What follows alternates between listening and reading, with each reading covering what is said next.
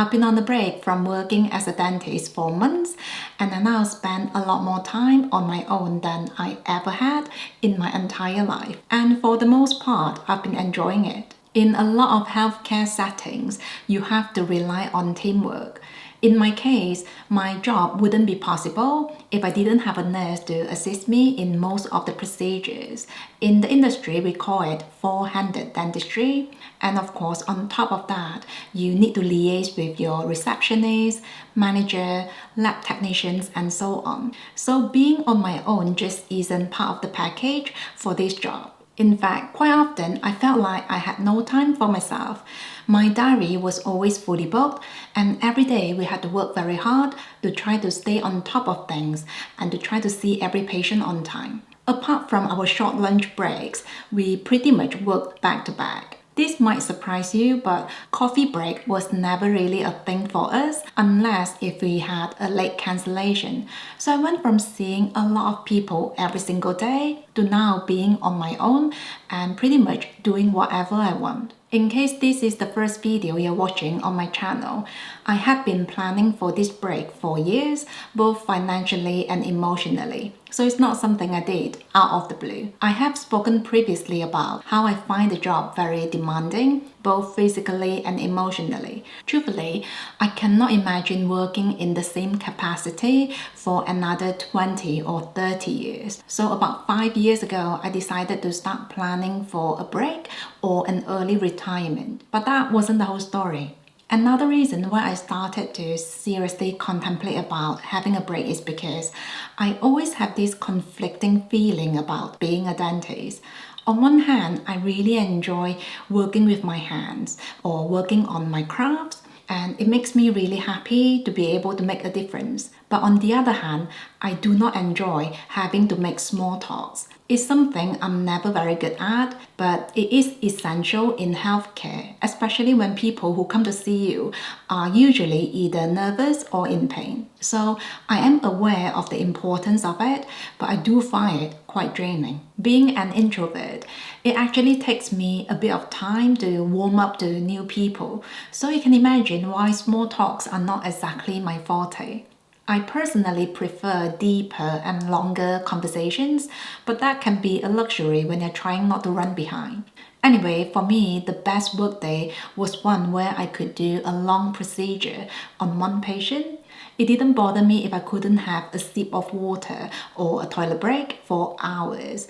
I just much prefer that to seeing, say, 10 patients in one morning and having to make a lot of small talks. So for a while, I kept reflecting on this, and it made me think maybe I should do something about it. So unsurprisingly, one thing that I find really refreshing about this break is that I don't have to do small talks anymore, or at least not as much. In terms of working with my hands, I'm very lucky to have come across digital illustrations about 2 years ago. It's something I'm now very passionate about, and I feel really grateful to be able to channel some of my dexterity to art. My husband will tell you, when I work on my iPad, I can go hours without leaving my chair for a drink of water or for a stretch. I'm currently working on a project, so I'm spending even more time drawing every day. And I feel like it's truly a blessing to be able to do what you love without any interruptions. I've spoken about how important it is to find a passion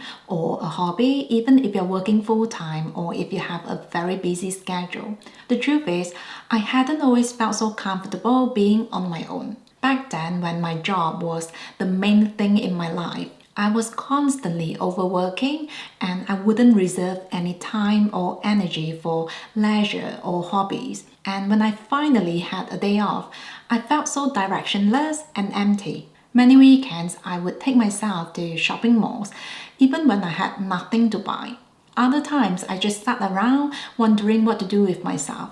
Whereas now, I enjoy my time alone because I have things that I enjoy doing. Many times when I'm in the zone, time just flies by. If in the past, I wished the time between 9 to 5 would go faster, I now wish completely the opposite. Anyway, a typical weekday now looks something like this for me. In the morning, I have breakfast with my husband and my little boy, and when they go to work and to school, I have the whole morning to myself. I really appreciate having some quiet moments in the morning. In the past, I had to spend quite a lot of that time driving to work. I tried to make the drive more exciting by listening to audiobooks, but I wasn't crazy about the idea of sitting in traffic in the early hours. And then when I got to work, truth be told, I just wanted to be on my own instead of talking about what I did on the weekend. And it's not like I didn't like my colleagues. It's just that it usually takes a lot out of me to socialize early in the morning. Now that I'm on my break, I really cherish those golden hours. I feel like I can process my thoughts and my ideas much better in the morning. So I always reserve those hours for the more creative activities such as journaling, sketching, brainstorming video ideas, or reading. I also try not to check my emails or make any phone calls until later in the day. And I absolutely love how I can tailor my time and my day in a way that works for me. If you are an introvert, you might worry about coming across as antisocial, especially if you work in a team. I know that was something I was quite conscious about.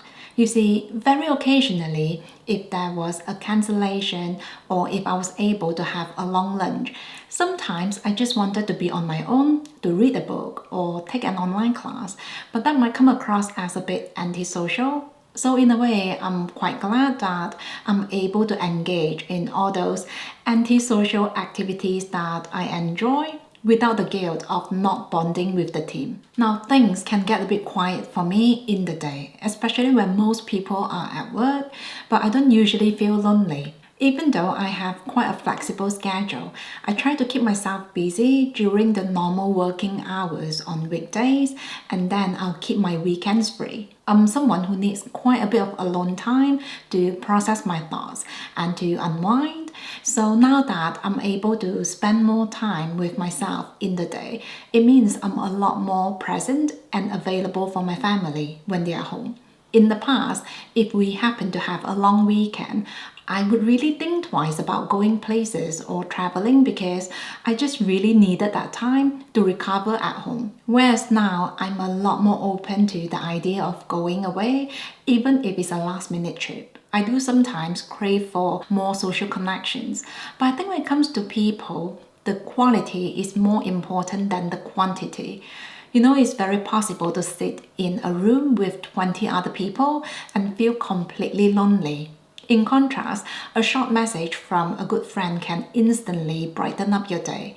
So isn't it ironic how we sometimes reserve our niceness and energy for social pleasantries, but then we put the people who care about us on the back burner because we know they will always be there for us. This period of solitude has given me a new perspective in the way I see human connections, and I'm glad to say for the first time in many years, I'm a lot more proactive in reaching out to the people whom I care about. I guess the message of this video is that it's okay to be different.